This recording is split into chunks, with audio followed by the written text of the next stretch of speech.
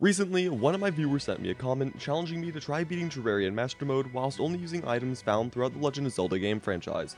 In this comment, they gave several examples of items I could use, such as bombs, the enchanted sword, Hermes boots, etc., seeing as all of these items can be found in both Terraria and the various Zelda games.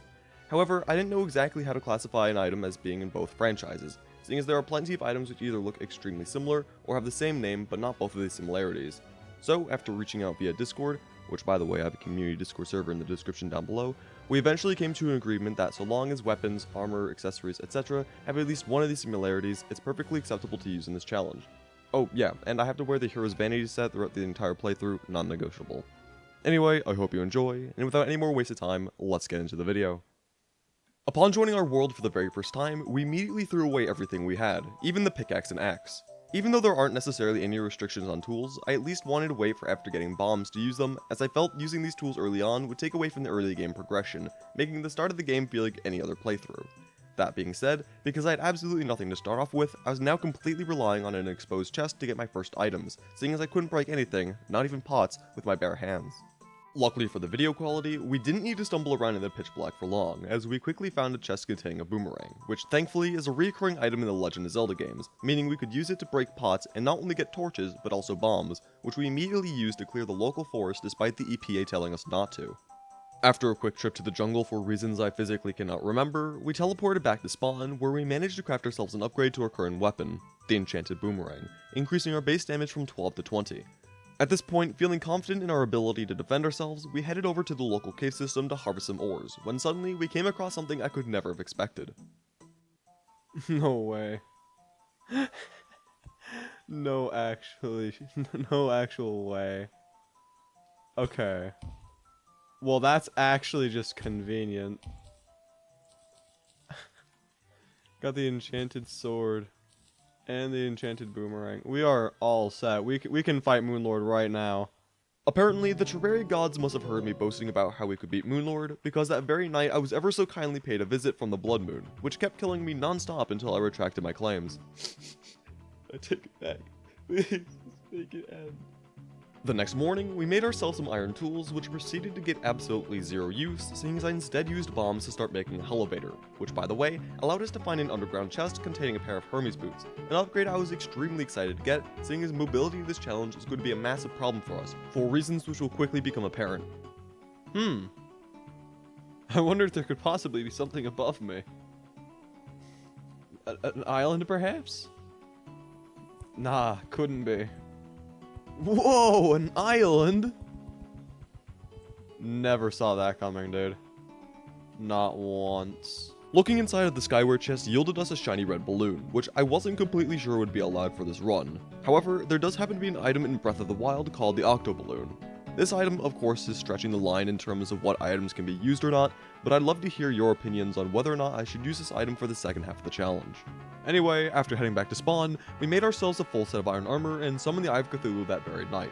At first, I tried using the enchanted sword to deal damage, but quickly realized that our gold bow with frostburn arrows dealt more DPS and proceeded to use these for the rest of the fight, though I did switch back to the enchanted sword for the last hit. Oh, and by the way, we can't even use the Shield of Cthulhu in this run, so this fight was kinda pointless. But you know what's not pointless? Polygons. And King Slime, seeing as I wanted to get myself a full set of ninja armor. Naturally, this fight took longer than I would have liked it to, but eventually, using a random assortment of weapons such as our gold bow, the enchanted sword, the enchanted boomerang, and even some javelins we obtained, we managed to take down the second boss of this challenge. Unfortunately for us, we only managed to get 2 of the 3 armor pieces, so I tried fighting King Slime again, and once more before finally getting ourselves a full set of ninja armor, which provides us with the exact same amount of defense as iron armor, but with a couple stat bonuses which, trust me, we were gonna need. From here, the Goblin army decided to pay us a visit, where they relentlessly bullied us for our bland NPC houses, something I find incredibly embarrassing, especially in comparison to the houses we built in our previous world.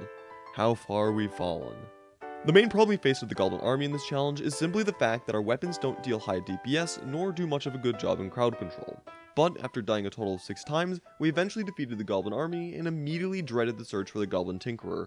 However, unlike the previous world, we somehow found the Goblin Tinkerer after only a couple seconds of searching, which was somehow even faster than our search on our Shimmer Block playthrough, a challenge which is seemingly optimized for finding the Goblin Tinkerer at Mach speeds.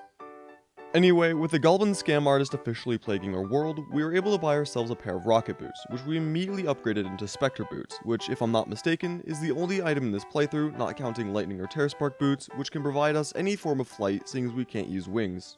Having no other upgrades we can make at this time, something I'm going to be saying a lot throughout this challenge, we headed over to the Crimson to fight the Brain of Cthulhu, which despite a really promising attempt, resulted in our own demise. However, during the fight, we managed to gather several tissue samples from the creepers, allowing us to make ourselves a Deathbringer pickaxe, which we used to farm a ton of obsidian and hellstone in order to make ourselves a full set of molten armor along with the volcano. But even with all of these upgrades, it quickly became apparent that upgrading our gear wasn't enough to fix our skill issue. But you know what can? Spending all of our money just for a single reforge, which allowed us to completely destroy the Brain of Cthulhu, once again yielding us another accessory we can't use. Man, I sure do love not being able to use 90% of the actually decent items in this game. Anyway, with the Brain of Cthulhu slain, we found ourselves once again unable to upgrade our gear in preparation for a clash with Skeletron. So, after building a quick arena, I proceeded to curse out some random old dude and was immediately humbled by the infamous rotating skull. After this pathetic attempt, I changed up my strategy by trying to build a minecart loop, and I bet you could never guess how this attempt went. On my third attempt, however, I tried building an invincibility machine, and the results were... we don't talk about that. At this point, we've tried fighting by land and by rail, and even still, we couldn't prevail. However, I saw one small shimmering glimpse of hope: the Blade of Grass. This is again one of those items which I personally think is walking ever so precariously down the line of being allowed or not for this run, but in the end, I deemed it acceptable, and immediately my luck started to turn around.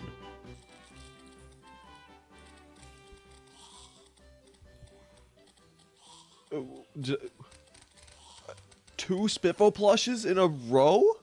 I'm pretty sure those were actually, unironically, back-to-back drops, like, not even one in between. I'll have to check the footage.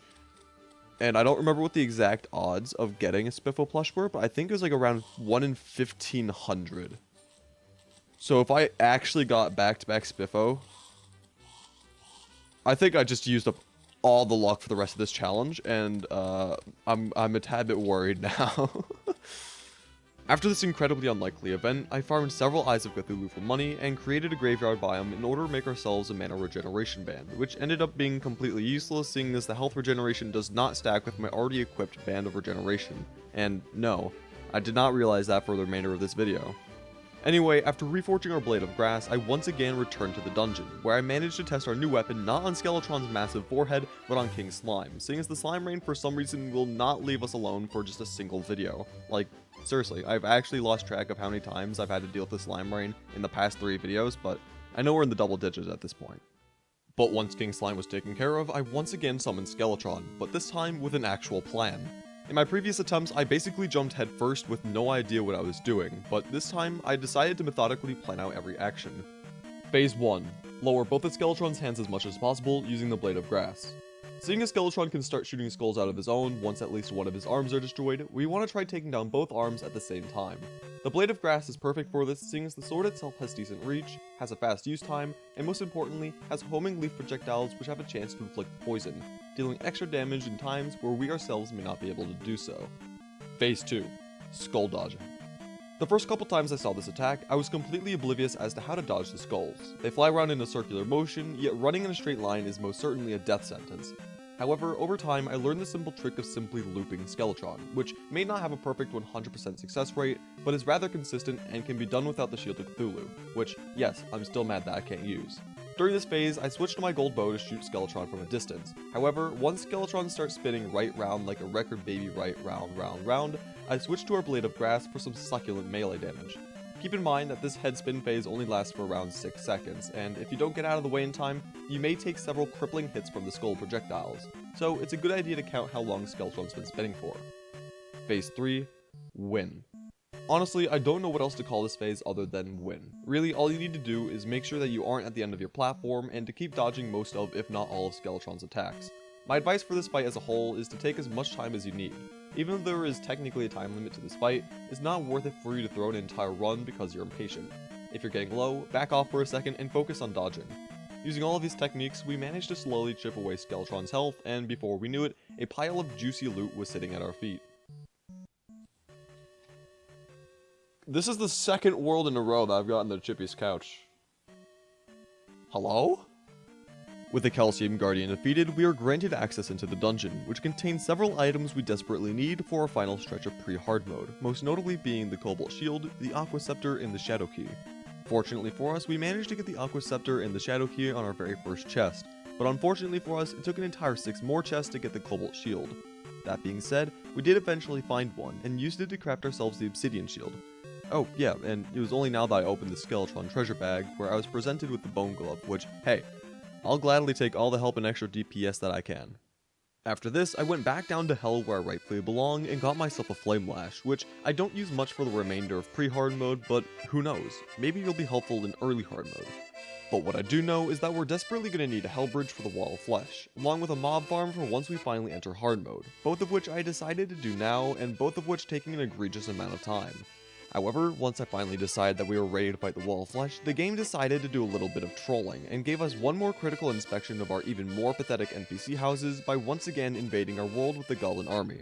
The Goblins naturally didn't stand the slightest chance, but undeniably proved that they are one of the most annoying events in this game, and I'm only hoping that the rest of this playthrough only sees one specific Goblin, and hopefully not very often. Alright, first attempt. Let's do it. During the fight, I opted to main the Aqua Scepter, seeing as it can pierce through enemies, which I must admit is rather refreshing after our disastrous Wall of Flesh attempts on our yo-yo only playthrough.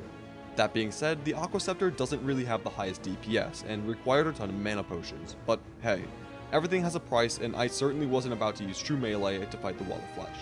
At least not for this playthrough. Don't worry, your prayers have been heard.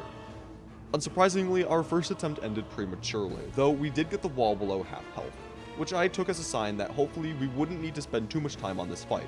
On our second attempt, however, we got insultingly close to beating the Wall of Flesh, but alas, it was not meant to be.